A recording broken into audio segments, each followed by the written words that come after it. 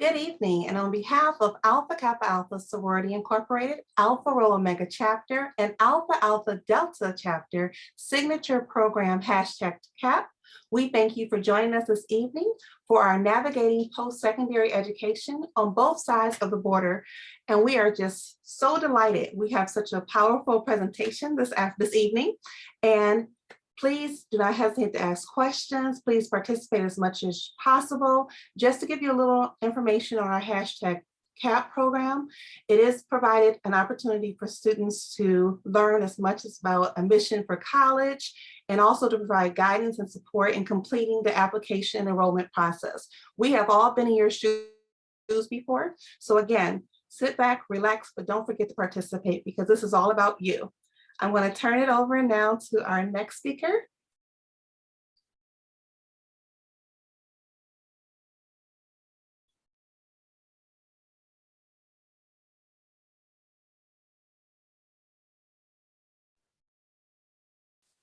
So Maxine, would you please review the agenda? No worries. Thank you for attending. In today's agenda, we will have a main presentation on the post-secondary preparatory curriculum, the application process, the cost factor, the importance of HBCUs, and then we're going to break out into rooms, and those rooms will be identified as navigating the different applications. It's a Q&A. We're going to have a parent Q&A. And also, we're going to have a Q&A about scholarships and finances, as well as a student panel. So sit back, relax, and enjoy and get as much information today or this evening that you can. As we go into the post-secondary preparatory curriculum, we will have Miss Irma Hamilton, as well as Miss Miriam Tosom Murty to bring the presentation. Thank you.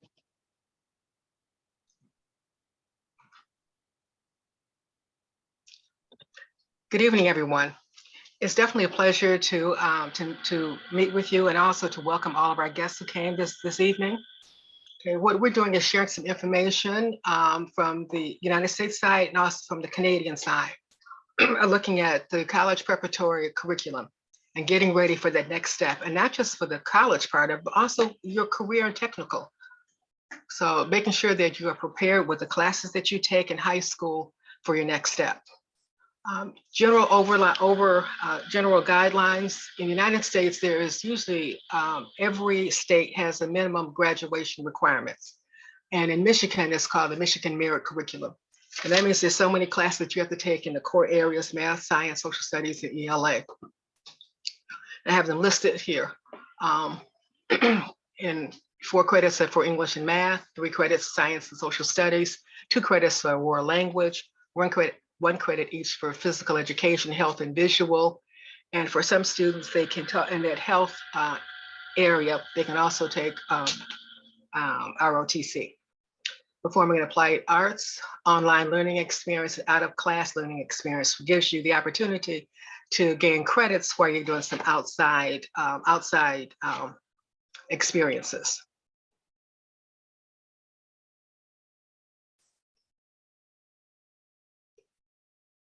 My Canadian soar. About the Canadian curriculum, and specifically to Ontario, just keep in mind that it will vary from province to province as well. So within the province of Ontario, we are looking at the Ontario curriculum under the Ministry of Education. So this is the curriculum that we follow in the K-12 system here within Ontario. And as I mentioned, it will vary from province to province. So in order to graduate from an Ontario secondary school, you do need to earn 30 credits in total. So you need to earn 18 compulsory credits and earn 12 optional credits as well. You do need to pass the literacy requirements before graduation as well, and earn at least 2 online learning credits. Now, I know this is currently in flux with our education system right now, and especially since the last 2 years, everything has been virtual for the most part. So there are some variety there. And complete a minimum of 40 hours of community involvement activities. So once again, in order to graduate from high school, you do have to complete at least 40 hours of community service with any nonprofit organization or within your community, and that needs to be signed off by the individuals that you're completing your volunteer placement with and your school guidance counselor as well. In the United States, when you look at the post-secondary preparatory curriculum, in addition to the core classes that you have to take, we also have opportunities, for instance, to specialized high schools or with also specialized technical schools with a specific focus such as fine and performing arts, career and technical, STEM or STEAM, and college prep. Again, in addition to the state requirements, students in these schools take courses in their future career of interest. Many of the specialized schools are also partnered with areas or businesses or corporations or technical careers that align with the particular theme of that school. So they have excellent opportunities for some close and personal relationships with some people who may be involved directly in the fine and performing arts or STEM programs. For instance, Michigan State University has this new STEM building, and they have partnered with a number of schools in providing direct access for students to experience those science, technology, engineering or mathematics classes. The students have to complete their personal educational development plan, and this is in the 8th grade. This really helps to give the students, many times young people, or that's not necessarily always young people, they don't really have an idea of what they want to do. So this kind of gives them a chance to begin to focus, to begin to think, to begin to plan as to what they think they might be interested in. And it's a great help in guiding them as they look at careers and opportunities, as they look at some of a particular high school that they may be interested in, that's aligned to their particular future interests. Thank you, Sir Irma. And within the Canadian system, there are some similarities, and they do seem to be growing each and every single year. So we do have specialized high schools with a specific curriculum focus, such as the fine and performing arts, career and technical programs with STEM and STEAM.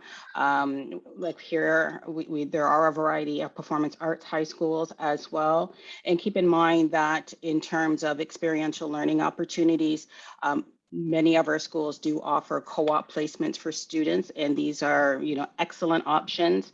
I always recommend students participate in co-op if they possibly can, in order to determine whether or not that is indeed the career path for them, or if not. So I think it's beneficial either way, because you realize early enough in life, if you will, to know whether or not that is the career path that you should continue with, especially before going into post-secondary. And also keep in mind too that many of our schools, as with the STEAM programs, they're developing dance academies, hockey academies, of course, it's Canada, and baseball academies as well. And once again, those options just keep growing each and every single year as well. In addition to the provincial requirements, students in these schools take courses in their future career. So once again, even though you could be going to a specific academy for whatever that requirement might be in terms of what you want to do career-wise, you're actually taking courses in those particular areas as well. And, it just gives you an additional time to hone your skills in those areas as well.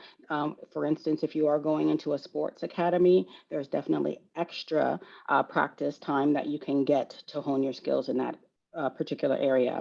And then the individual pathways planning. Throughout the K-12 system, there is a curriculum in place to sort of have students and parents kind of think about the path that they want to continue on in terms of what they want to pursue once they are finished with their K-12 education, and set them on the path. I won't say right path, but set them on their path towards whatever their interests may be, and making sure that they're ready once they are in grade 12 and they're ready to complete high school.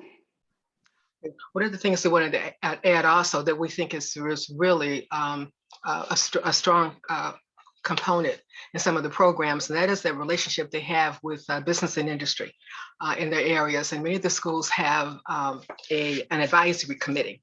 And that advisory committee is made up of business and industries that's in that particular area where the school is located, or is some of the larger corporations and businesses that will partner with the school. And they will provide direct services, for the students and give them that chance to have shadowing experiences. They take them on field trips. Many times they will offer job experiences for them, and students can actually get that out of school learning experience credit for that. But that provides them an opportunity for a real life, experience of looking up close and personal with some of the activities and some of what it's like to participate in a particular program. For instance, I remember very clearly one of the high school, but used to be principal at, we had a relationship with the hospital, and it gave the kids just a wonderful opportunity to see what it's like. They had to be a certain age and follow certain guidelines, but it really was an eye opener for them and provided that up close and personal experience as well as a mentor for them. Okay.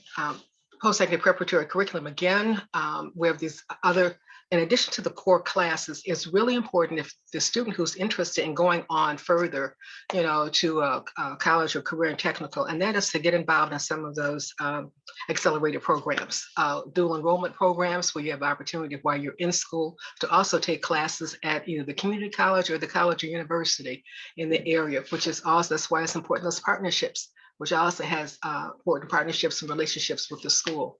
Advanced placement classes for those students, if you pass and receive a certain grade on that you could actually test out of some of the entry-level classes that's going into college. International Baccalaureate, which is a wonderful training program. It is a little pricey, but it does provide you with the skills that you would need and some of the things you would navigating through a college or a technical career kind of opportunity. Now, in preparation for that, it's important to Khan Academy, and many of the students have signed up for that because Khan Academy gives them the training and the tests that they have to take, SAT, the PSAT, ACT. Those are, we kind of call those the gatekeepers for colleges and universities. Not so much now, because since COVID, many of the colleges and universities are no longer using those test scores, but students who have who do well on those tests are able to get into college university of their choice. And also it looks at opportunities for scholarship money. But Khan Academy is it's a free opportunity. It's wonderful. Parents can sign in and work with their students, and students get training in that so they can do well on the PSAT and also the SAT. Honors courses, it's important to take those. Think about what it is that you're interested in. Yes, it may be a little challenging, but you want to stretch. You want to take those classes and have that opportunity. So having that relationship also with your counselor, your guidance counselor, and talking with your parents, and then also spending some time by yourself with yourself to decide what do I really want to do. And that will kind of help to guide you in taking those courses. We've already talked about the PSAT. The PSAT 8, 9, 10, they also provide information to you about your career choices. And it gives us a nice printout for parents. So make sure when your students take those tests to take a look at that, because it gives you an idea of where they may not have even thought a career or something that they may be interested in pursuing. There are ACT study programs. A lot of programs are free online, okay, without having to pay the cost. And a lot of schools are also offering those.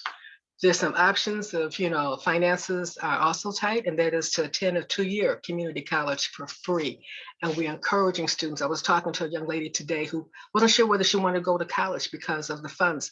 I said, you can go to a 2-year community college for free. So we encourage students to take advantage of that. Parents, you may not have heard about it. Please take advantage of that. You can still go on to your college or university of your choice afterwards and transfer that into a 4-year institution. Thank you. Thank you, Sir Irma. And you can see from the Canadian side of the column, there are some similarities. So there are dual credit programs, but just keep in mind, if you are a Canadian student or within the Canadian system, it will vary from school district to school district, from province to province. So dual credit programs are not offered across the board. So you do want to be mindful of what school boards do offer these programs. Advanced placement, once again, that varies between school board, between cities and provinces as well. I think uh, Ontario, Canada, they are more familiarized with the International Baccalaureate program. I know this program is growing within many Canadian school boards, and it has become quite popular. Even more and more teachers are getting certified in this area as well, so they can bring this into their schools and provide this as an option for their students.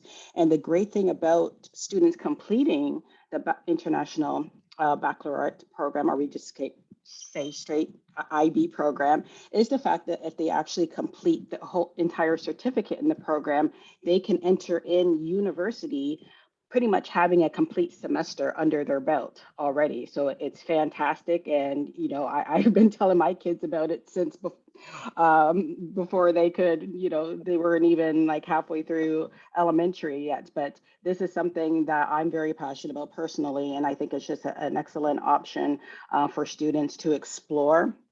And also with honors programs. So keep in mind that if you are thinking of pursuing a university education, you do want to take honors courses. So keep in mind with the Canadian system, when we indicate college and university, those are completely different entities. So that's one thing to keep in mind, whether you're a Canadian student or a US student, that when we're talking about university education, we're talking about at least a 3 or 4 year honors degree that can lead to a graduate degree and so on and so forth. When we're talking about college education, you're more focusing on a diploma. There are tons of bridging programs that are out there, and I'll talk about that in just a second.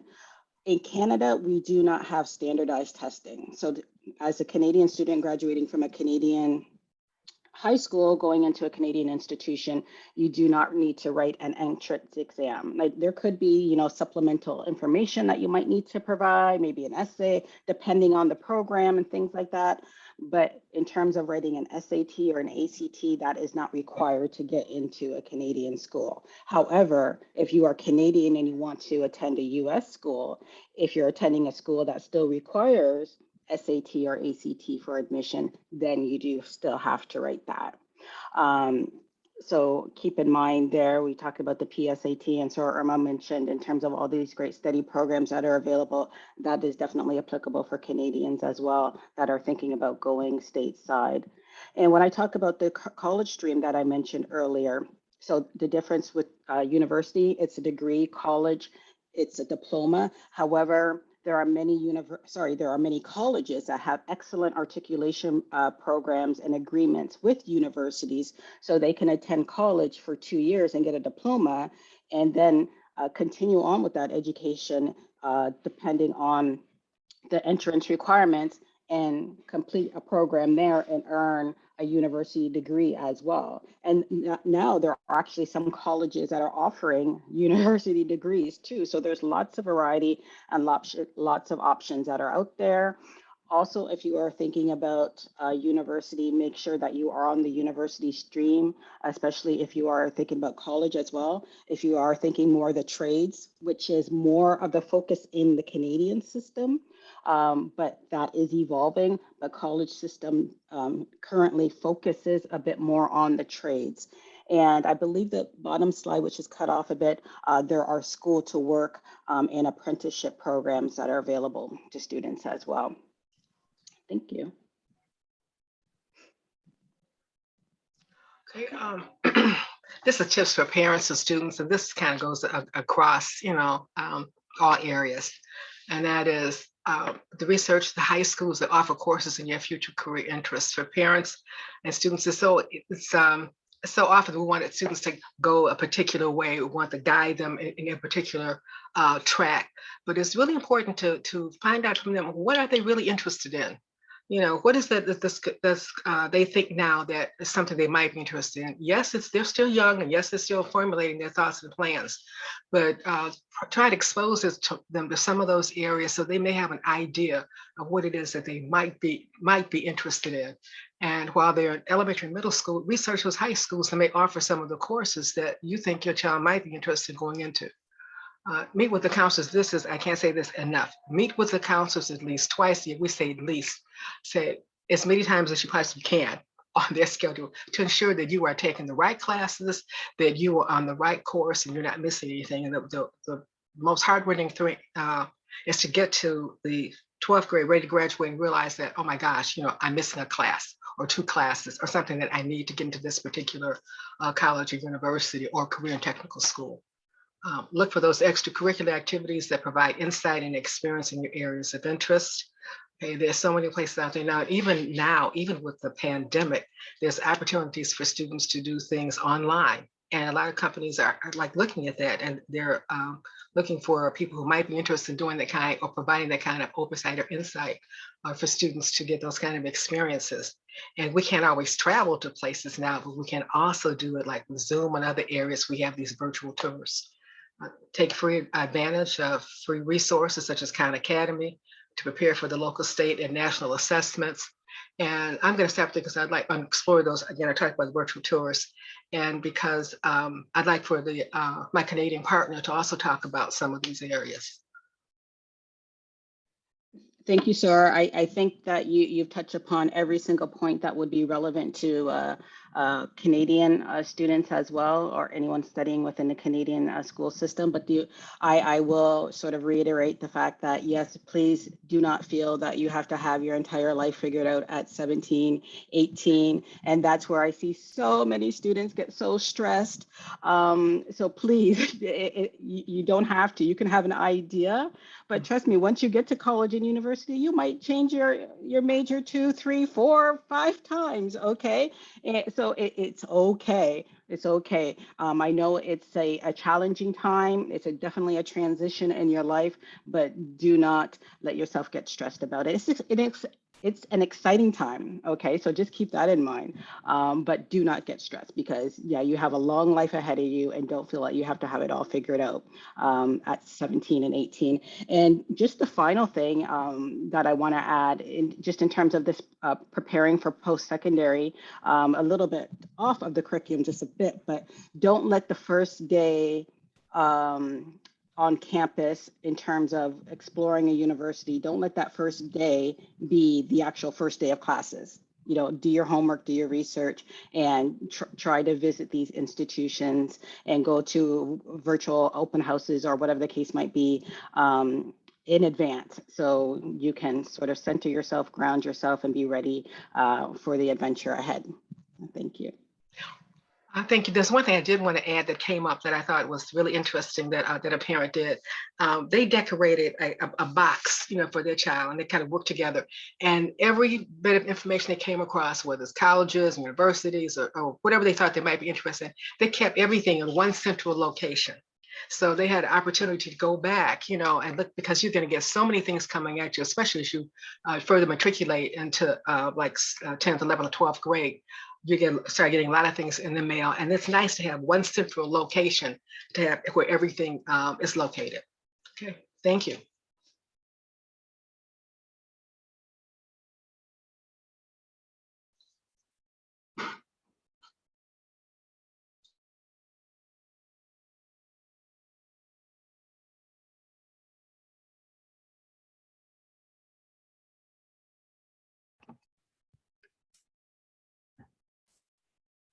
Okay.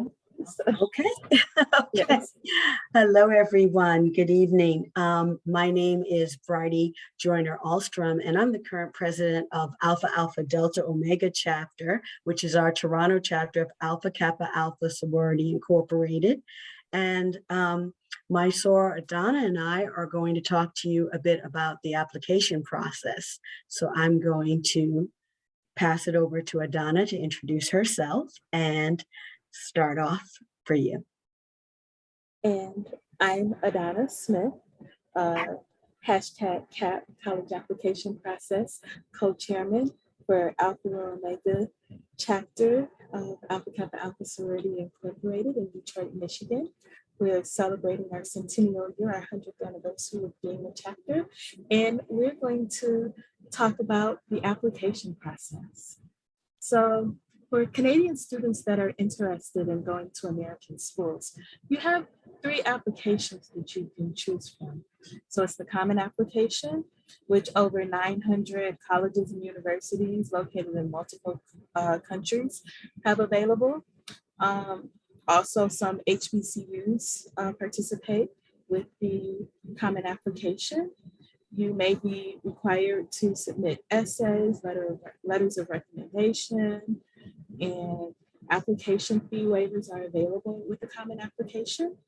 And then also, in addition to completing that common application, with the common application, that means that you're filling it out and you can send it to multiple schools.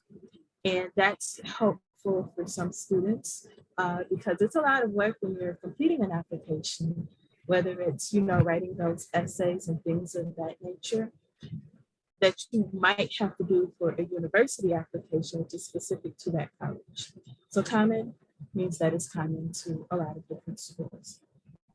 There's also a common Black application in which 66 HBCUs participate in that.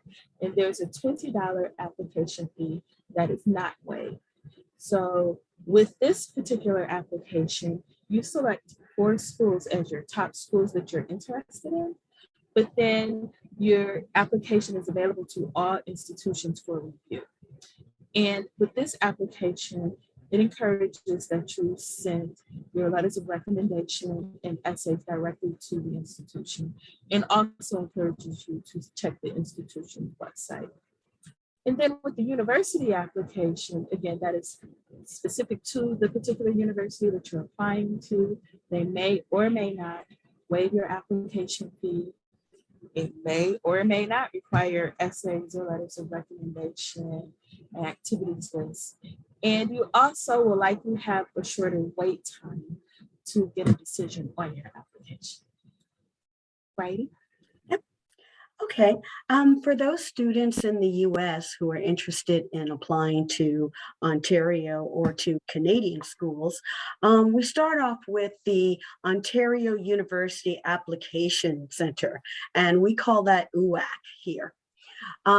This one is specific to Ontario because it allows you to apply to up to 4 schools within the Ontario province. And so for students who are interested, the form that you would be looking for in UAC would be Form 105. And that would allow you to apply as an international student.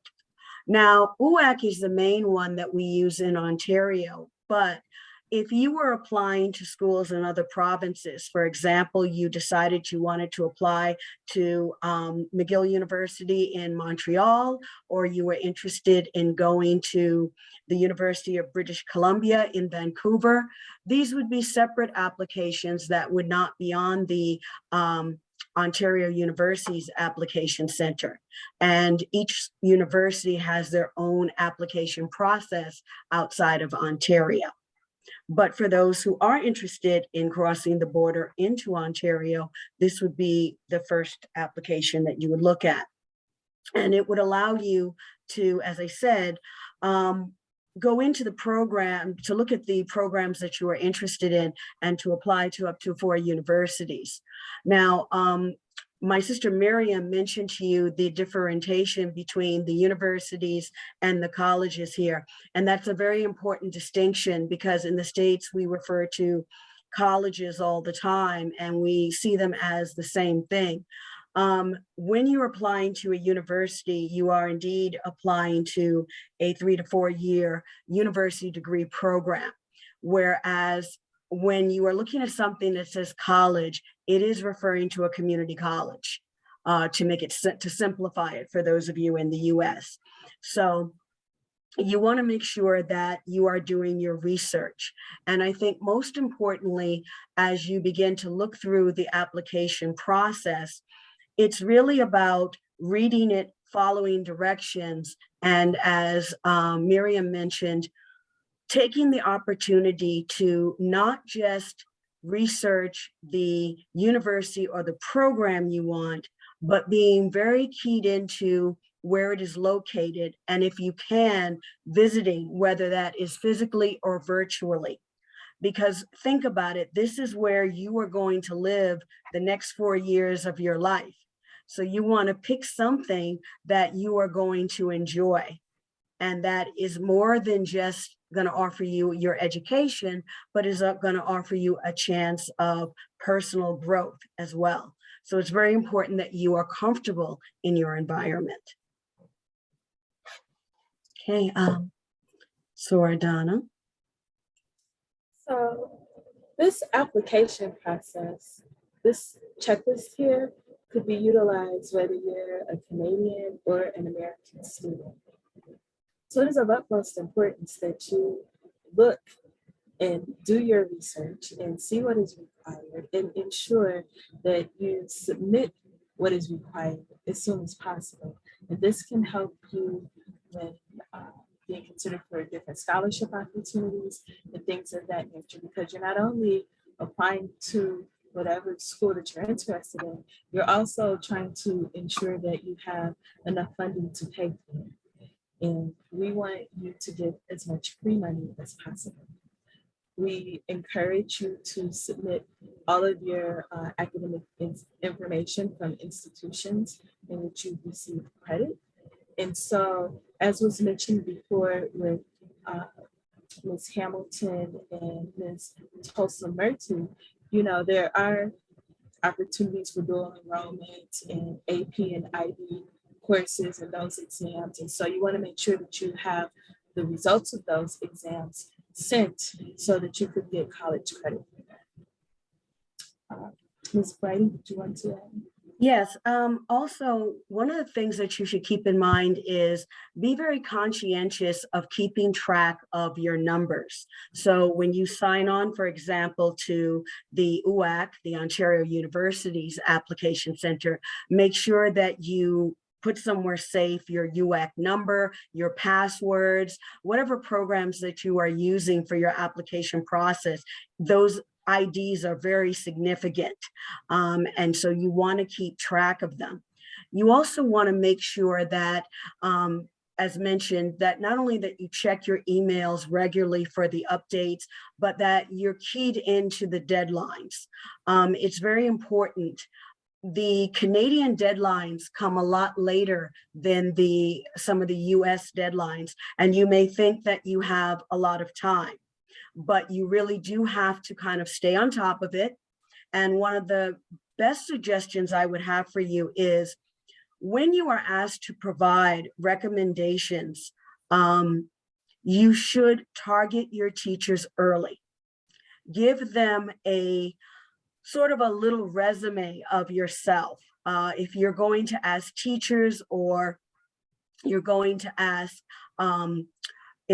former employers for recommendations, if they do not know you very well, let's say that you have a teacher that you want to recommend you and you've had them for a class or two, but it was maybe in your first and second year, but you know them and you like them and you think they're going to give you a good recommendation.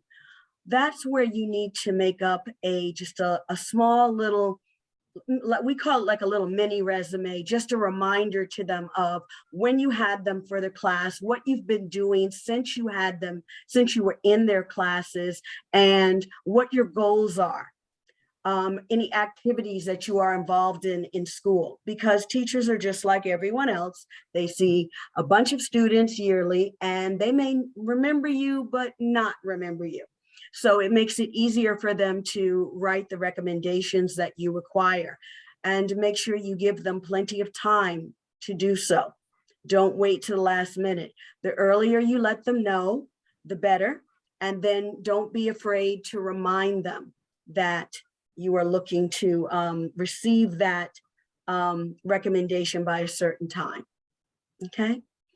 And one more thing I wanted to add, Ms. Brady said to check your email, but also check your junk mail as well, because you may receive something in your junk mail, you don't check it regularly, and then you may have missed a deadline or a very important event that could help you, again, obtain more scholarship.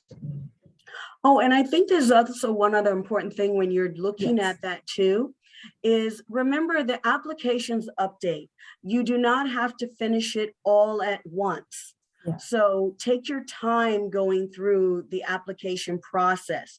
Read the material. When you start on something, as long as you're adhering to deadlines, everything does not have to be done in one night, and it will save your material for when you come back in. So don't be afraid to come out, look for some information, explore, and then move on to the next thing. But just make sure you double check to ensure that you filled in all of the application parts. And that it is grammatically correct. Yes, definitely grammatically correct. So there are different types of fees that may be associated with the school that you're applying to or that you've been accepted to. And so here's a short little listing of that. One of which would be the admissions application. It's the fee to get your admissions application processed by the institution, but in different instances that may be waived, and that means that you won't have to pay it. Also, there could be an enrollment deposit that confirms your attendance. And if it is refundable, you have until May 1st to change your mind about attending the institution. And you might be required to pay this fee before registering for orientation. There's a housing application fee, and that's the fee to get your housing application processed by the institution. And then an orientation fee, where you usually get to meet your academic advisor during orientation. You get acclimated to campus, a tour. You meet other students that are beginning the institution as you are. And then usually you register for classes during orientation. Ms. Brighty?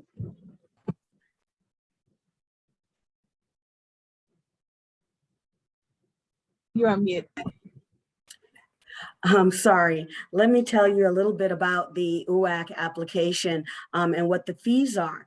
When you go into the UAC, if you're looking to apply in Ontario, the base application fee is $156, and these are in Canadian dollars. So keep in mind that they're asking for $156 with the option that pays the fee for you to go to apply to 4 different schools.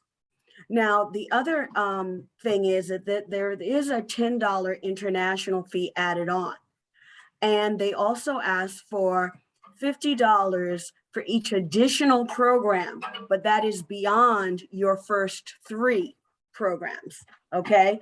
Now, why I'm pointing this out is because let's just say you went and you applied and you picked the 4 universities you wanted to go to. You would be looking at a Canadian fee of about $166, which translates currently today to about $131 in US.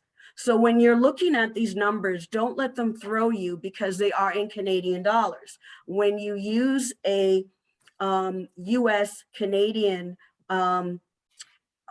funds calculator, you realize that you're saving usually around $30, sometimes to $40, depending on what the currency rate is for that day or time. So that's very important to keep in mind, that your dollar in the States goes a little bit longer than it would otherwise when you're coming over to Canada. Now, there are some other things. There is a supplementary document fee. This depends on the university. Each university may have a different one. For example, the University of Toronto may ask for a $90 supplementary document fee to process other things. And a lot of times that may depend on the program. And that's where we go down to the supplemental program fee. So this covers the cost of an individual program. So for example, if you were applying to McMaster's for a medical program, or you were applying to the University of Toronto for something like architectural program, it might cost you an extra $45 for a supplementary fee. But again, these prices are in Canadian dollars. So let's say, for example, you paid the $166 for the 105 form, plus you had to pay a supplemental program fee of $90. And that would bring you out to about $202 $2.58 by the time you run the cost. So remember, that's still in Canadian dollars. So that gives you a chance to kind of budget and take a look at the cost. And that's one of the good things about using the UAC system, is that you do get to apply to several universities at once, very much like the US Common App. Now, the enrollment deposit, all of this, the housing application and the first year student orientation, these are all things that happen along the way. If you are accepted into a school and a program and you decide to take that acceptance, then you will get a deadline for when your first enrollment deposit is due. The main thing is housing application. Housing is very significant because in Ontario, you are guaranteed housing your first year, but not necessarily after that. So it is very important that you take a look at the housing application if you're going to be on campus, and make sure that you put that in as soon as you do your acceptance. The nice thing is that they offer you several different areas of housing. It's not just one freshman dorm. So you get to choose from, and they take your top 3 choices. So this allows you to pick an area that's close to your programs, close to the buildings that you will be going to, and it makes it a little easier. The other fee that you might have to be concerned about is the student orientation fee. And that's significant because it's not very costly, you know, it's affordable, but it's one of those things that you want to do because it's what they call freshman week. And it's an opportunity not only to attend the academics things that you will be oriented to, but also to participate in a lot of the fun programs that the campus community has designed for the freshmen to help get you comfortable in the area and introduce you into the campus. So it's a really great thing to get involved in. So when it comes to financing your education, there are a few different ways that you can do that. First of all, as usual, we want to encourage you to apply for as many scholarships as possible. Secondly, as a Canadian student, or specifically one living in Ontario, you can apply for the OSAP, and many American schools accept that. And that's the Ontario Student Assistance Program. And that particular application, when you complete it, can make you eligible for loans and or grants. And you're encouraged by American schools to apply at least 3 months before the beginning of the semester so that all of your documentation can be finalized. We also accept the GEMS, which would be the Global Education Management Services, and that's a loan option. And then you always have, as the 4th bullet listed here, the option to pay for it yourself or third-party support. And with these acronyms that are listed here, we are going to provide you with the takeaway brochure, which would have the links so that you can click on this information and learn more about it on your own. And then you'll also get our contact information. So if you have any questions, you can reach out to us after the program, where we do have Q&As later as well. So Ms. Bridie. Okay, very similar for the US students.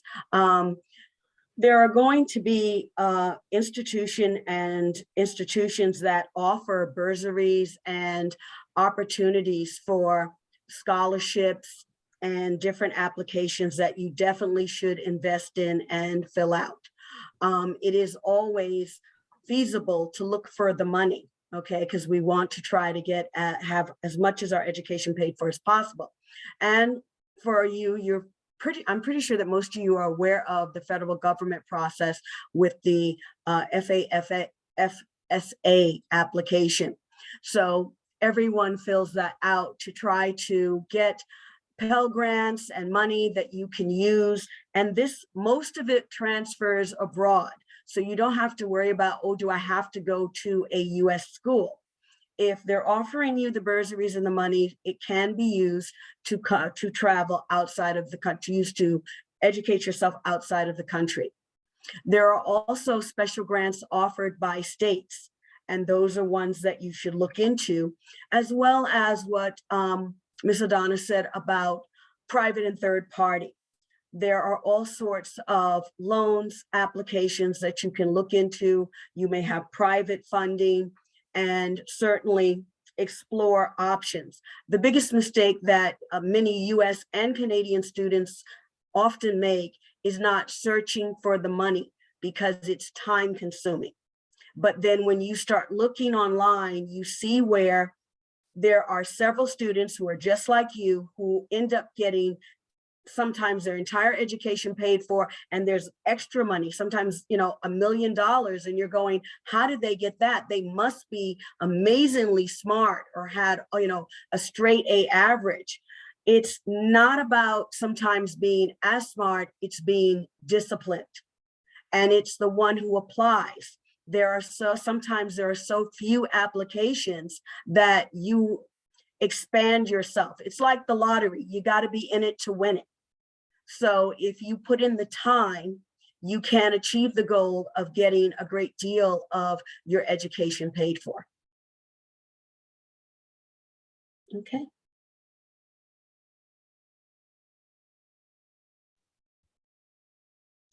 So for Canadian students that are coming to the United States for schooling, you are encouraged to submit required financial documentation. And that can be bank statements, which are literally taken to your bank, and then they provide a stamp and actually write down how much money you're able to provide or you have in your bank account. Also, there could be a financial affidavit of support in which if you aren't the person that is providing support, so if it's your parents or a third party or another type of scholarship system that you're going through, you'd have that document completed by whomever is willing to support you. And then you work with your institution's Office for International Students to help complete the paperwork so that you can get your United States government student visa. And so that's required when coming over the border. And some students, they opt to live on campus, or they opt to live here in the United States, or maybe you want to move closer to the United States, but still reside in Canada. So maybe you want to live in Windsor, and you could still commute utilizing this I-20 student visa. Ms. Friday? Okay. On all of the applications that you're going to be looking at for the different universities, there's always going to be an Office for International Student Affairs. And this is where you're going to go to find out about what I think are two very important things. One, what we call here in Ontario, your student permit. I use the term visa because I know that that's what a lot of American students are used to hearing, but we call it a student permit. And where do you go to find that out? Well, depending on the university that you're applying to, they will offer you information and aid. But another quick way to do it, especially if you're from the Michigan area in Detroit, is to go to the Canadian consulate there in Detroit, right downtown. And they have a whole setup there. You can even do it online that will explain about getting a student permit. Now, you can't apply for the permit until you have gotten your acceptances, but this is where you prepare ahead of time by finding out where you need to go, looking at the Office for International Student Affairs, and making sure that you have all of the information. So the Consulate General of Canada for the US is located, as I said, in Detroit. And that's one thing you want to look at. The second thing I think is very important is medical insurance. As you know, Canada has a socialist system of medicine. It's not free. There's no free healthcare. But our medical system, not all areas are going to, just because you get a student permit, is going to automatically give you medical insurance. The good news is that most of the universities that you will be applying to here offer medical insurance for you to carry, and that will cover you while you are in school. So it is worth looking into that, as well as the offers for travel insurance. For those of you who are going to be coming further into Ontario or perhaps into another province, it's really good to understand what the opportunities are for both travel and on-campus medical insurance. So those are two things that I urge both students and parents to read carefully through on your applications. Now, another area that can help you is educanada.ca. And I put the website there for you, because this gives you a lot of information on how to study abroad, and specifically in Canada, for all of the areas that you may want to touch upon. Everything from budgeting to finding your way through these things like medical insurance and permits, and certainly the programs and schools that you might be interested in. So it's another good place to start besides UWAC, because it's broader and covers Canada.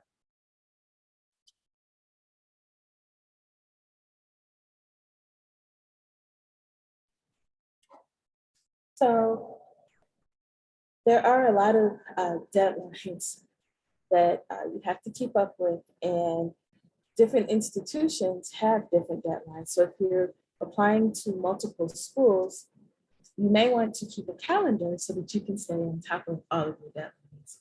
So we have some listed here, whether they're for your admissions application, submitting all of your materials, ensuring that you don't have any missing materials, accepting your admissions to let the schools know that you are indeed going to be attending, submitting all of your financial documentation, whether it's the OSAP or whatever it is that is needed with your bank statement, financial affidavit of support, making sure that you stay abreast of the scholarship applications.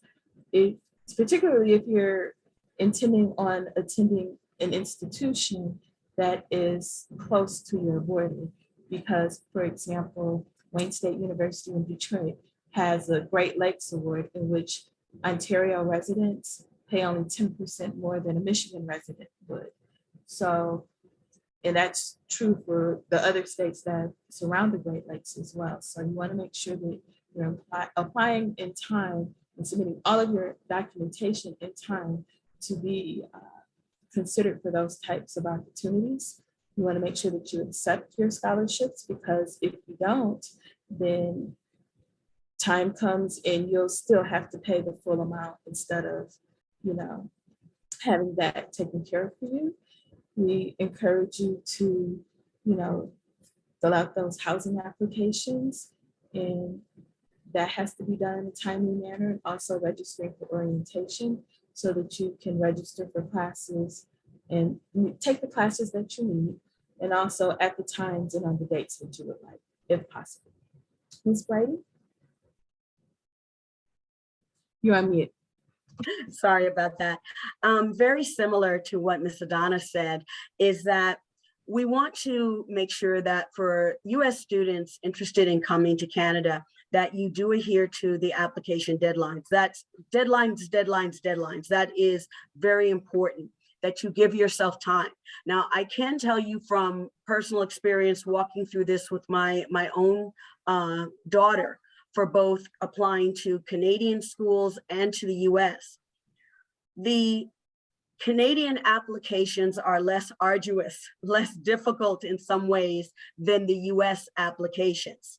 And you will be able to really recycle and use bits of the letters that you have designed and the questions that the universities have asked you to submit about yourself, you'll be able to use some of those. The interesting part is, depending on the schools, they may ask you some very general information, while others want like mini paragraphs and very condensed information about yourself.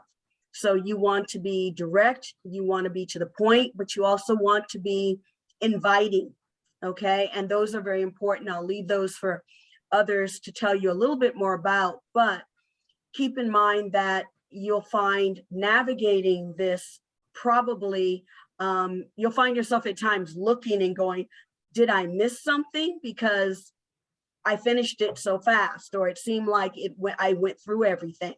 But adhering to the deadlines are important. Acceptance letters. When you finally get your acceptance letters and you've decided on the school that you're going to, make sure that you go in and that you let them know, you answer the questions, and you would go, for example, back into UAC and claim your acceptance. And you would also do this through your university. So you would go to the university site and put in your acceptance, and they will direct you on how to do that. Once that's done, you will then let the other schools know that you have accepted and you no longer want, or that there's a free spot. In other words, you will release it so that others may get the spot that you no longer want. In terms of your financial applications, we can't stress enough that you make sure that all of that information is in, especially if you've received scholarships. The scholarship money is important. If you've received a scholarship, make sure that you keep copies of everything, that you keep an envelope or a binder and the names of who you have communicated with online, so that you make sure that the scholarship money is either going directly to your school account or that it's coming directly to you so that you can then forward it to your school account. And then I can't stress enough again, as Adana did, that housing applications are very important. You don't want to be accepted to a school, you've got everything planned out, you've done everything, only to find out that you're scheduled to come across the border and you don't have anywhere to live. So you want, as I said, they guarantee housing for freshmen, for first year students. So make sure you put in your applications. And finally, the registration for classes. Everything is done online, as you know. So it is very important that you do some pre-planning. Once you know your program and you start looking at your schedule and you find out what courses that you are required in your first year. A lot of students are not allowed to declare their major in some of the universities until the end of their first year, but they will be given guidelines on what is expected for them to, what courses they are expected to take to help enhance their experience and prepare them for the major they're interested in. In doing so, make sure that you pay attention to deadlines and register for those classes as soon as possible. I have been up with my daughter sometimes waiting for the midnight hour to turn over because some of the classes she was registering for were going to fill up right away. And you want to make sure that your fingers are on that button and that you have navigated a schedule that is best for you. Make sure you give yourself time and spacing. Don't overload yourself, but also make sure that you don't, that you have enough credits to give yourself some leeway.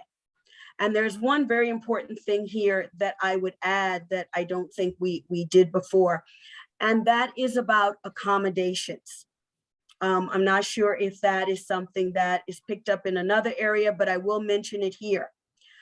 If you require accommodations for learning skills or your physical or mental health, you are entitled to it. So please make sure that when you accept when you get your letter of acceptance, that you go on to the university and look for the student services and put in your forms for those accommodations. They may ask you for medical letters and information from your doctor, which is fine. But what we're talking about is the opportunity for you to receive, if you need it, extra time on exams and projects, extra time to complete material as needed. And certainly in terms of your physical and mental health, where to go to get assistance, tutoring, as well as counseling when necessary. So it's very important that if you know that you need these accommodations, don't hesitate. There is no stigma attached to this, and you definitely should apply for them. Okay, so hopefully that was helpful for you. And we do have those services available in American schools as well. And a lot of schools have free tutoring and supplemental instruction. And as Ms. Brighty said, you would have to self-identify with our student disability services or whatever it's called at the specific institution, submit the medical documentation, and then you'd be able to get the support services that you need. And now we're going to transition to this portion of the presentation. Ms. Thank you, Maxine? everyone. Thank you, Adana and Bridie, for that great information. My name is Miriam Tolson-Murty, me again, and I'm from Alpha Alpha Delta Omega chapter, and I am here with Miss Maxine Hudgens to talk about cost. And this portion of our presentation this evening is really exciting for me because I think once everyone has an opportunity, or our students and our parents, once they have an opportunity to learn what the curriculum is in terms of what courses you need to take and sort of what the application process looks like, then it starts to get even more real when you talk about cost. And it's really an eye-opening opportunity. So I'm excited to discuss some of the things that you want to keep in mind, that you want to consider when it comes to the cost of post-secondary education. So at this time, I will pass the virtual mic to Ms. Maxine to introduce herself. Good evening, everyone. My name is Maxine Hudgens, and I just want to give a brief background of who I am. Of course, I belong to the Alpha Rho Omega chapter here in Detroit, Michigan. However, I have over 18 years working with high school seniors as well as adult learners in this educational process, or how to navigate the educational process as it relates to post-secondary. As we go to the next slide, we're going to talk about cost. And sometimes that's very difficult for people because a lot of times parents and students are very overwhelmed at this part because sometimes we haven't saved, or we're just trying to figure out like how we're going to pay for everything. So as it looks in the United States, and this is some recent data here, as far as the undergraduate tuition and fees for in-state, we have where it's an average of $4,832. And then you have these additional fees that might total to $1,181, totaling to $6,013 if you're in state. Now, usually when we hear out of state, we could include our international students. I've seen the data to reflect that oftentimes the university will look at our international students in this place. And so if we're looking at out-of-state tuition and fees on the average across the United States, we're looking at tuition is $18,737 and fees accumulating to possibly $1,195. As we go into that total, that could be equivalent to $19,932. However, we haven't taken into the consideration of books and supplies. And so sometimes that's averaging a little over $1,800. And then we're looking at living costs. Where are you going to live? Are you going to live on campus, or are you going to stay off campus? And oftentimes, when we're looking at this average cost for on-campus housing at $13,972, sometimes that's not even your meal plan included. We're talking about lodging, where I'm going to lay my head. And if you're off campus, have probably your own apartment, sometimes that's looking at an average of $14,400. And then as you go and look at the chart to my left, they even provide a breakdown of 4 years or higher, and that's usually the universities. And if we're looking at the 2 to 4 years, those are usually colleges that may have an associate level program within their institution. And then when you talk about less than 2 years, that could be your community college or equivalent to your trade or vocational schools. So you will get this PowerPoint presentation. So if you miss something as far as numbers are concerned, don't worry, we're going to get it to you. And then they also talk about private schools as far as it relates to in the United States. We're looking for like out-of-state students. Again, this could be the international population as well, is that we're seeing an average of $24,601 for your tuition, and an estimated fees might be $1,054. And again, they break down the university, the college, and as far as the community college or trade or vocational programs.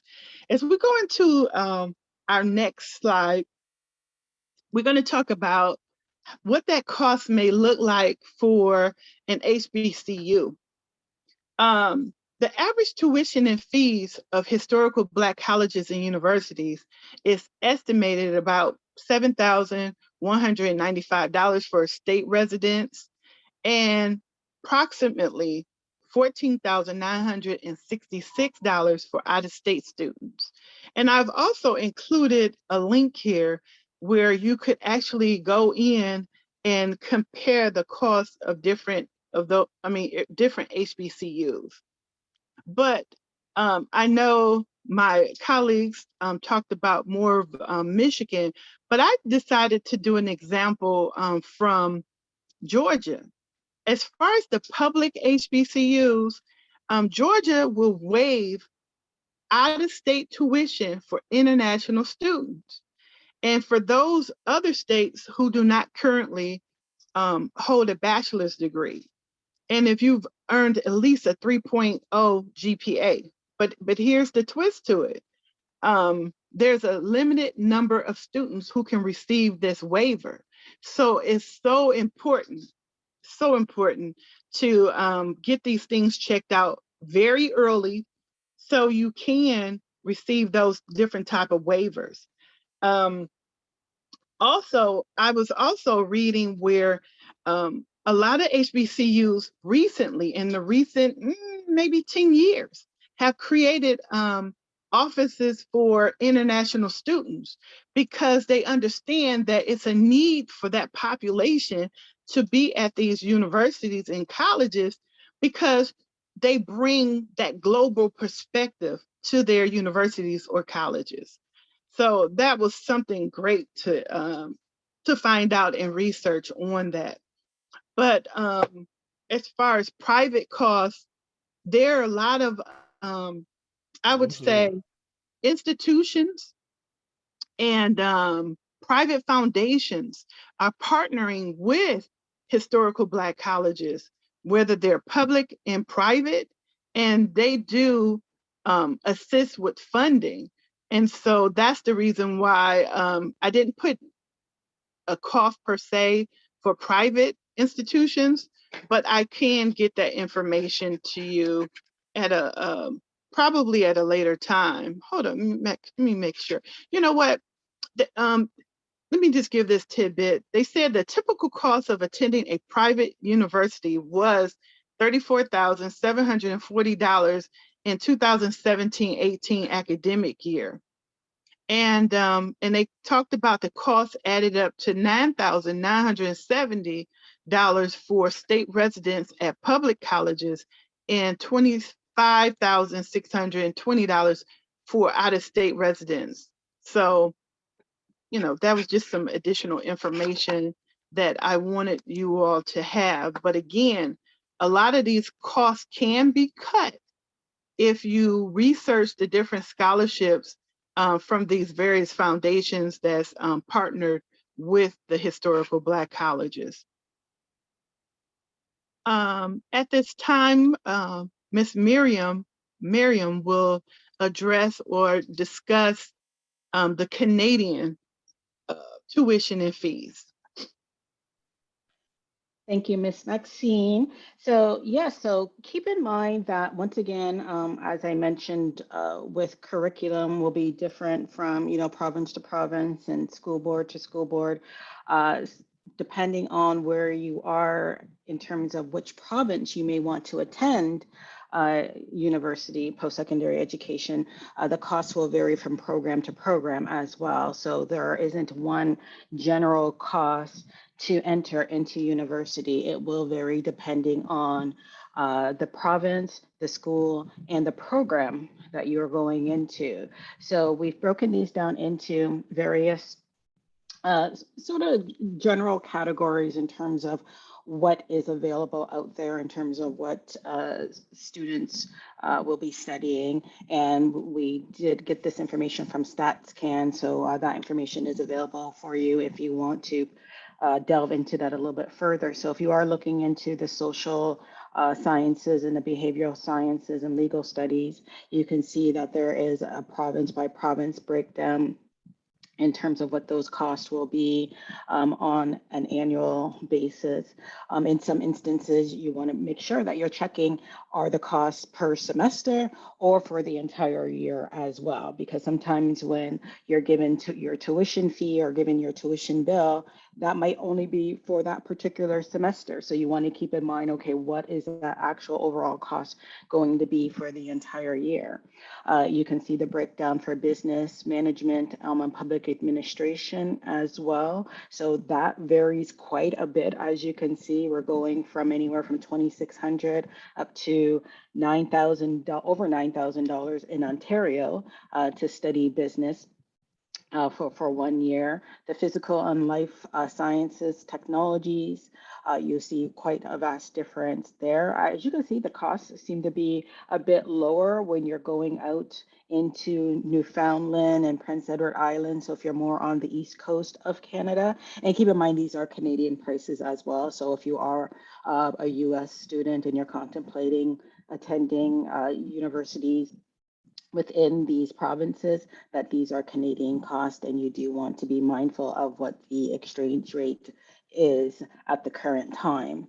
And then with the humanities, so, many instances we're talking about, creative writing, philosophies, and those programs as well. And you can see the differences there too. So once again, you'll be getting these slides, and our StatsCan, which we use as a reference to provide this information to you this evening, is going to be one of those excellent resources, additional resources that are available for you as well as you're doing your homework and you're investigating in terms of maybe what you want your surroundings to be for the next 4 years, in terms of, do I want to be in Quebec? Or do I want to be in Manitoba, British Columbia, whatever the case might be? This is all part of your homework as well, in terms of finding that location and getting a real grasp on what the costs will be depending on what program and province you decide to reside in.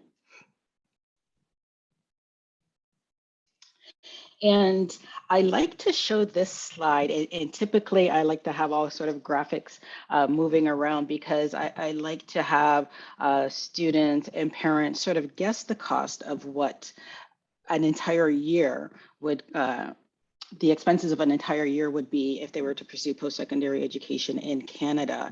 And this is quite similar to the US as well. So some of the things that you want to be mindful of, that you want to take into consideration, and some of these things were mentioned by Ms. Adana and Ms. Bridie earlier as well, but you're looking at tuition, books. And always when we're looking at books, you want to take into consideration the cost of brand new books that you order online through the bookstore, or, maybe your favorite bookstore, or if you want to buy them used.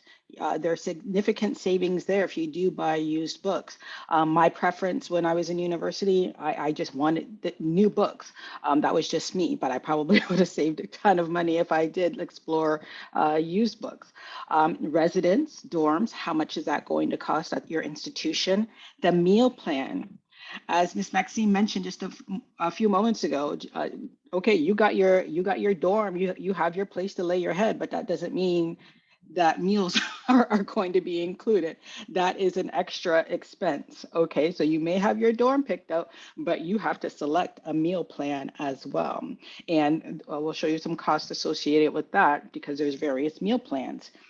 Do you need parking? Are you bringing your vehicle down to the institution that you're attending? If not, will you require a bus pass?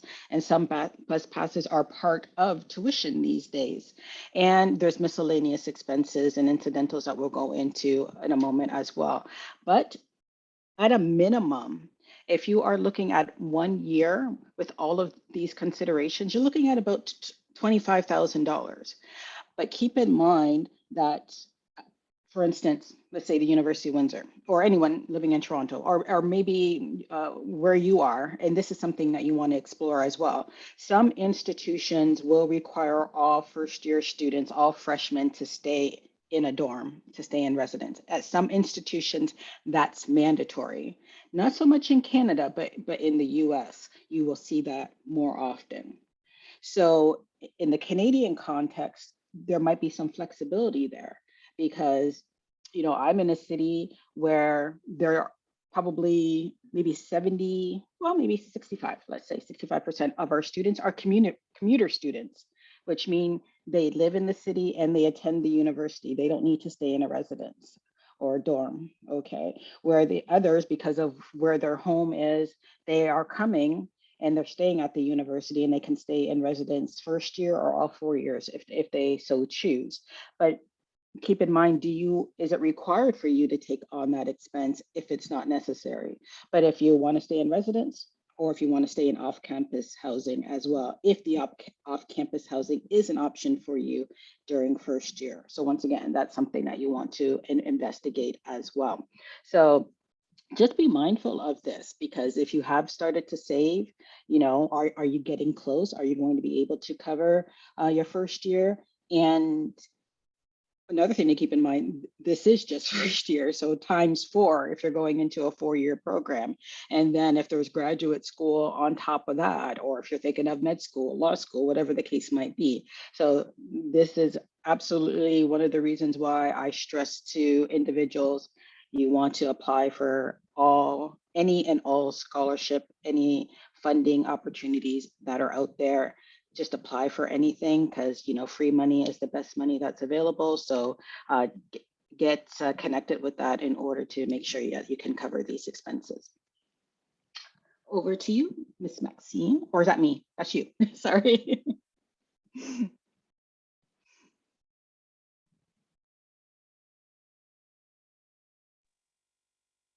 Yes.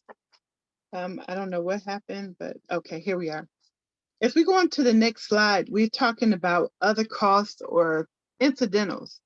Oh, no, I'm sorry. That is your slide. I'm sorry. Okay, no problem. Sorry, but no, I apologize. So as I mentioned just in the previous slide, when we talked about miscellaneous, so we're talking about additional fees as well. So you can sort of include that in miscellaneous. So yeah, we're talking about room and board. We're talking about, things that you might not even consider. As I mentioned, bus pass. If you're in a program where there's lab fees, you need a lab coat. If you lose your student card, okay, well, I got to pay to get another student card now. So there are these other things that we'll talk about in just a few moments, but the additional fees that you want to be aware of in terms of other expenses. So these are the averages in terms of what institution that you'll be attending. So if you're looking at public institutions, room and board can be upwards of $10,000 with an additional expenses of about $3,500 if you're on campus. And then as you move over for off-campus expenses. So if you're off campus in your room and boards, still similar to about $10,000, and other expenses are slightly higher, a little over $4,000. And so that, is going to be different whether you're going to a public institution, whether you're incurring those expenses over the course of 4 years, if you're going to a 2 to 4 year institution. So these are all of the things that you want to keep in mind as you're planning which post-secondary institution that you're going to. And I know that we mentioned private schools here, but I think, and one thing that I just thought of, Ms. Maxine, is the fact that our Ivy League institutions, especially in the US, in Canada, we call them kind of Canadian Ivy, even though that they're not sort of 100% classified as Ivy League institutions, but we do have elite universities in Canada. But definitely in the US, you do have your Harvard, Brown, Princeton, of course, all these Ivy League institutions where the cost can be considered astronomical depending on your financial situation, and which is, once again, why you want to make sure that you take advantage of all of the scholarship bursaries and all of those funding opportunities that are available to you. So over to you, Ms. Maxine. As we go into talking about incidentals or other costs, as I call it, going into the rainy day fund. I have this, and and I always use this with my students at the university. It's talking about monies that we really didn't plan for. And so we want to talk about, I know Ms. Adana as well as Ms. Britti talked about the post-secondary application cost. And so we pretty much provided you an estimated amount. And we talked about books, estimating being about $1,500. But it depends if you go the route of getting new books or getting books online and so on, or sharing. And then we're talking about transportation. A lot of times people don't realize, like, okay, I'm at this institution, how am I going to get around? And so you want to look at possibly purchasing a bus pass or a parking permit for those who are driving. And then the student visa application. And oftentimes, if we're not driving to and from those institutions to home, we might have to travel by flight, getting a air flight or a plane ticket, or catching the bus to those different institutions. And sometimes that varies, because what if there is an emergency at home and I have to go home for some apparent reason, but I didn't pretty much plan for that in the budget. And so creating a budget, parents and students, would be a great idea to do this. And then we want to talk about laundry. We want to talk about other food expenses, clothing, and other miscellaneous. And I want to talk about, I think it was Miss Britti that brought this up about medical insurance, but also what happens if I get into an accident or something happens and I have to go to the hospital. So, or I have to go to the university health center. What does that look like for me? And so a lot of those costs vary. And we want to just make sure that you take all these things into consideration. But let's go back to travel. Okay, let's say I'm traveling from Toronto to Detroit, and I take the bus. Okay, I get at the bus station. How am I going to get from the bus station to my institution? So we want to look at that cost too. Once you get here, how are you going to travel to the place that is your final destination? So, but again, take out time, parents and students, to create a budget and to take all these things into consideration as it relates to your situation. But that rainy day fund will come in handy. As we go into our next presentation, is really talking about the importance of HBCUs. And so at this time, I would like our presenters to come forward. Good evening. I'm Chandra Frierson Haynes. I am the HBCU for Life Chairman. with the Alpha Rho Omega chapter of Alpha Kappa Alpha Sorority Incorporated in Detroit, Michigan. Good evening, everyone. My name is Alicia Howard, and I'm a member of the Alpha Alpha Delta Omega chapter of AKA in Toronto. And this evening, Ms. Chandra and I will be presenting historical information as well as the relevance of HBCUs today. Okay, slide, please. Okay, slide, please. Okay, thank you. Okay, so before the establishment of the historically Black college and university, there were laws created that prohibited enslaved Africans from learning to read and to write. So these laws were collectively called anti-literacy laws. So the Code Noir, also known as the Black Code, were codes issued in 1724 by the French government to regulate the interactions between whites and Blacks in colonial Catholic Louisiana. At the time, Louisiana was a French colony. So under the French Code Noir, some Africans were permitted to learn to read and write. However, in Anglo-Protestant America, the Code Noir provided harsh consequences to enslaved Africans and some people of color who were caught learning to read. So following the Code Noir, acts against the education of enslaved people in South Carolina in 1740 and in Virginia in 1890 were instituted. So those in power were aware that Black literacy would provide a threat to the slave system, as the system relied on, and this is archaic language, slaves being dependent on their masters. So therefore, white colonists created laws which forbade enslaved Africans from learning to read or write. And it was also made a crime for others to teach them to read and write. So an important note is that as enslaved Africans secretly learned to read and write, they would then share that information, that knowledge with others on the plantation. Therefore, the African American proverb was born, each one, teach one.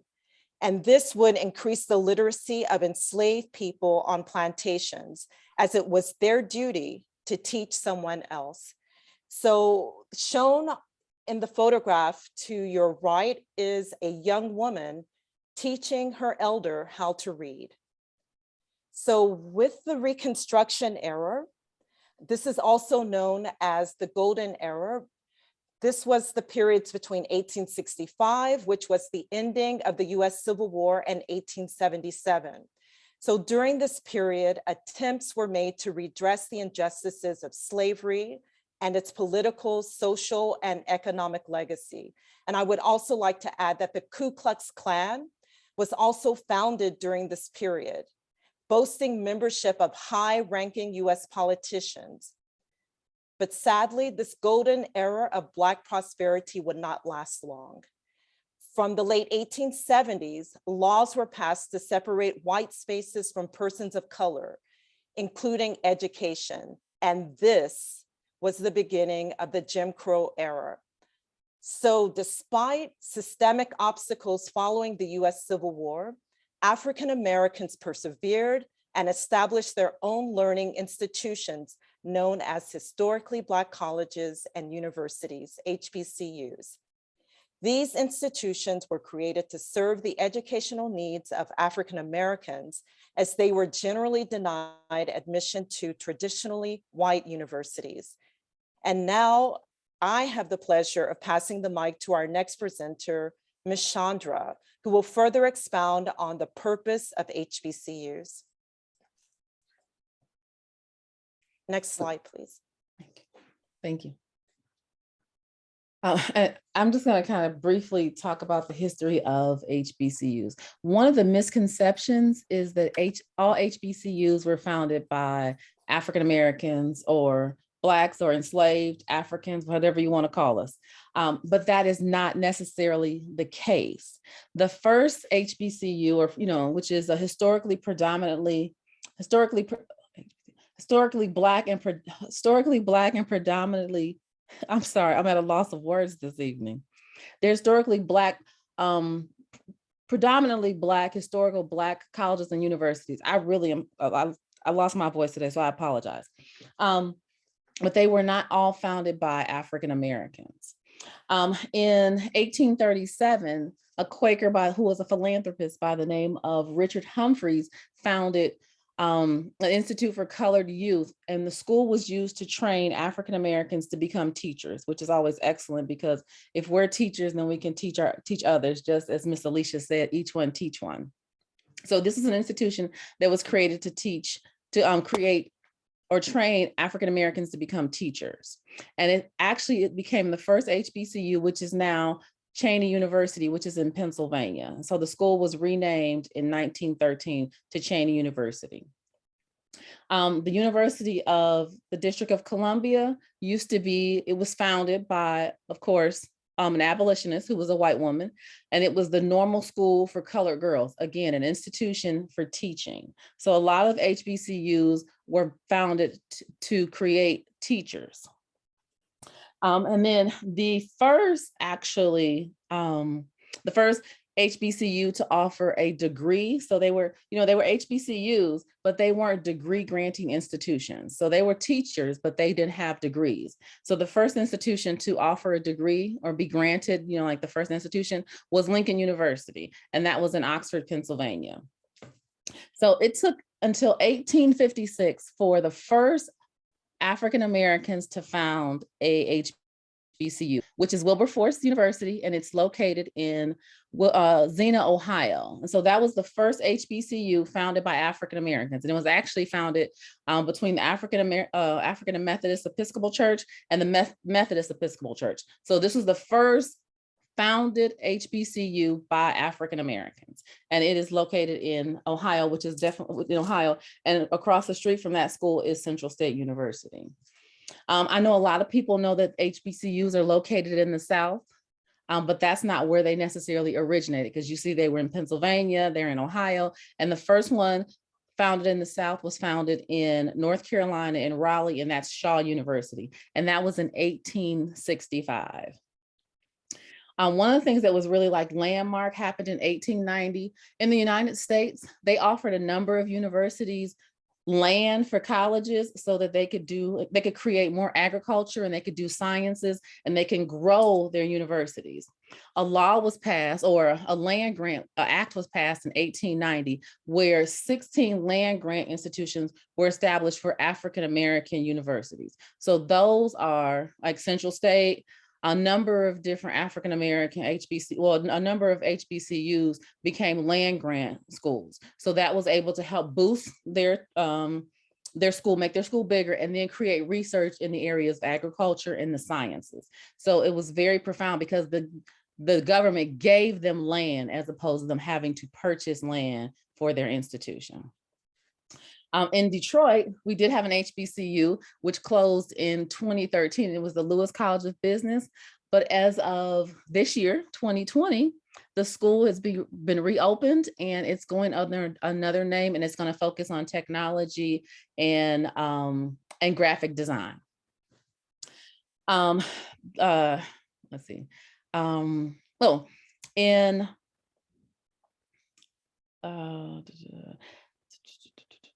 In 1965, we're talking about the civil rights movement, HBCUs were finally accredited and established. So these schools became designated as HBCUs. So a number of schools that you wouldn't think of as being HBCUs are actually defined as HBCUs because of their history and the fact that they were accredited and they were established before 1964. And according to the U.S. Department of Education, there are currently 101 HBCUs located in the accredited HBCUs located throughout the United States. And even though you can go to any school you want to, HBCUs are extremely critical in this day and age because of the funding, the areas in science where we have medical schools, the areas where students are able to be with their peers, to see people that look like them, to see individuals who are excelling and who are doing great things. I mean, the first female vice president went to Howard University.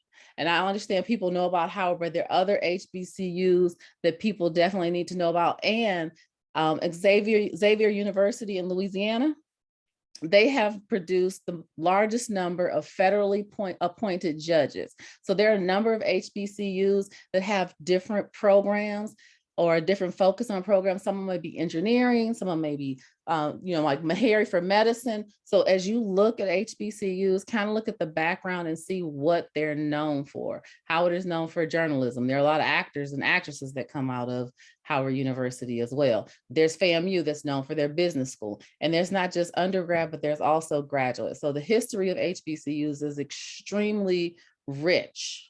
And so if you don't decide to go undergrad, you may want to decide to go there for your graduate education.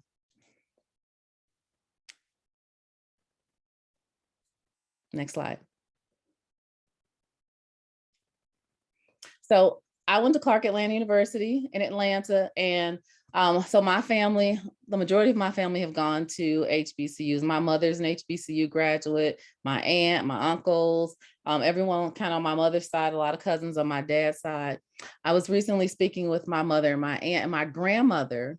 She was a teacher, but I wasn't sure if she went to an HBCU or not, but she did. And it used to be called the Georgia Normal Agricultural College, which is now Albany State. And when she went there, it was a one-room schoolhouse, basically. And she went on a course to become a teacher. But my mother and all her siblings went to Central State, and then one brother went to Wilberforce. So I have this picture down here with some of my friends. We all went to HBCUs. Some of us went to Clark or Morris Brown, but we were all kind of in the same area. You know, you meet lifelong friends that'll go all over the world. So the relationships that you'll develop, the connections. I was initiated into the sorority of Alpha Kappa Alpha Sorority Incorporated. So there are a number of things that you'll be able to do at a Black college that the experience there is so different that you would get at a mainstream school is what I'm gonna say. And these are pictures from, my mother couldn't find her yearbook right then, but this is the picture of my aunt's yearbook. And it was 1968. So just looking at the cover of that yearbook was just like, wow, it's beautiful. And then that's my aunt over there. My mother again couldn't find her yearbook, but that's my aunt. She was really involved with I'm gonna call them majorettes, but like the dance team at the school. She was in, at coronation. They just have a number of different things, but she was really active in her, during her college years, her undergrad years. And then this is a picture of my daughter and I visiting Clark Atlanta University one summer. So it's a little small picture down there. But I will tell you that Clark's motto is, I'll find a way or make one. And I'm telling you, it stands true to this day, because if you can't get it, you're going to figure it out. You're going to make a way to get to do what you need. And I think that's one of the things that HBCUs teaches you is perseverance and just being able to have that drive and know that you can get over whatever is going on. So that's all I have to say. Next slide. I'll pass on to Miss Alicia. Okay, thank you. Okay, following Ms. Chandra, I'm speaking about personal stories and family images. So the young man in the picture to the left is my great-great uncle, William Coleman. He was the son of parents born towards the end of US slavery in Lawrenceburg, Kentucky, and he was the first person in my family to attend and to graduate from college. He went to Simmons College of Kentucky, which is an HBCU, and he was also someone that I personally knew. Once he obtained his education, he returned home to share his knowledge with others as a teacher. So the school picture on the slide is also of him, William Coleman, as a teacher at the Lawrenceburg Colored School. And this was around 1928, where he taught and eventually became principal. Next slide, please. So the two images on the left are affiliated with Kentucky State University. My great aunt Emma Rose Pleasant Booker graduated from KSU in 1935 with a degree in education. And as you can see on the program to the left, she was also a member of the Beta Zeta chapter of AKA. The image on the right is me with classmates from Kentucky State University, which is a historically Black university. So why did I decide that I wanted to go to an HBCU, and why did I feel that an HBCU would be the best fit for me? because I attended a predominantly white high school, attending KSU created an enjoyable learning space. At KSU, I had the experience of having professors who I felt sincerely wanted me to succeed, and I did succeed. Also, the experience of studying at an HBCU helped my younger self to have the ability to confidently enter spaces where I might be the only African-American. KSU provided a reference for Black excellence. And today, I still have a network of successful friends that I made at KSU. One is Eric Simmons, a Northwestern High School graduate, and also Masai Troutman, a Cass Tech high school graduate, and they're both from Detroit. So about me, once I graduated from KSU, I went on to obtain my master's degree at Florida State University and my PhD at the University of Toronto. And today I work as a psychotherapist. Thank you.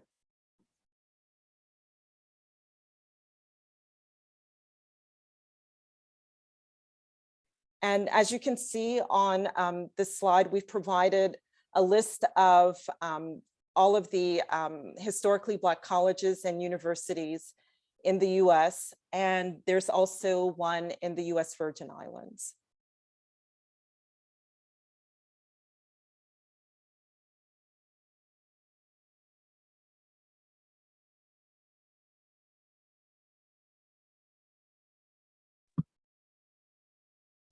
Okay.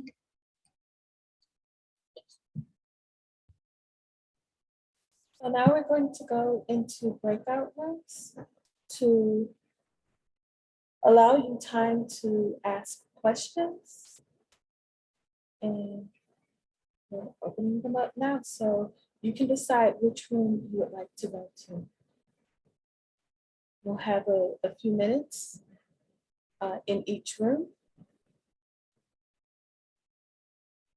And then we can come back to the main room for the closing session and to give you the evaluation link.